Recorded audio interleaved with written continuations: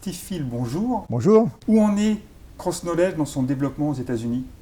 Écoutez, on a doublé de taille par rapport à l'année dernière. Et l'année dernière, on avait également doublé de taille par rapport à l'an passé. Donc on continue à se développer très vite. Quel pourcentage de votre activité est réalisé aux États-Unis? C'est encore assez faible, ça va être 10% cette année. Et je pense rapidement 20 à 30% dans les années qui viennent.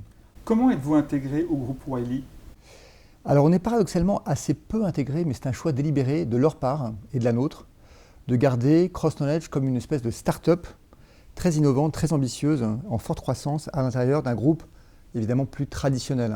Wiley, c'est un des principaux groupes de publishing dans le monde. Quelle nouveauté apporte votre solution Blendedix? Alors Blendedix, c'est une façon de repenser la formation à distance en partant en fait d'un constat très simple, c'est que la formation à distance qui part du principe que l'individu apprend seul, derrière un écran, en fait ça ne marche pas, tout simplement, ça ne marche pas. L'individu pour apprendre, il a besoin du lien social, il a besoin d'une communauté, et il a besoin que cette communauté, a priori, dans pas mal de cas, soit animée par un mentor. Et Blendedix permet ça. Quel est votre avis sur le rapprochement entre les acteurs du e-learning et les éditeurs de suites de gestion de talent, comme Idoceo avec Talentsoft? Écoutez, je pense que beaucoup d'acteurs français étaient sous-capitalisés et étaient de petite taille, et donc n'étaient pas équipés pour répondre aux enjeux de ce marché qui est qui est un marché mondial dans lequel il y a de très gros acteurs. Ensuite, je pense que l'intégration à un TMS porte en germe le risque d'abandonner son métier de la pédagogie en ligne et d'emmener en fait les éditeurs vers comment dirais-je, le métier des processus RH et formation.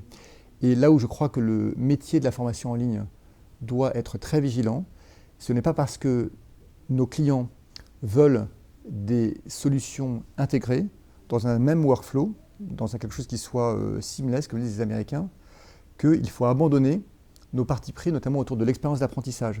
Quelles autres tendances vous semblent les plus porteuses pour les 10 prochaines années? Évidemment le big data, qui permettra d'individualiser à 100% la façon dont on peut accéder à une formation. Évidemment le mobile, qui est un enjeu fondamental de ce marché. J'ai quand même envie d'ajouter, c'est que on parle énormément de technologie, on ne parle quasiment plus que de technologie. On parle de robotisation, d'automatisation, et on en vient parfois à oublier qu'au fond, derrière tout ça, il y a évidemment l'humain, et que les motivations humaines, elles sont centrales dans l'apprentissage. On n'apprend pas sans être d'abord motivé. Steve Field, merci beaucoup et bonne continuation.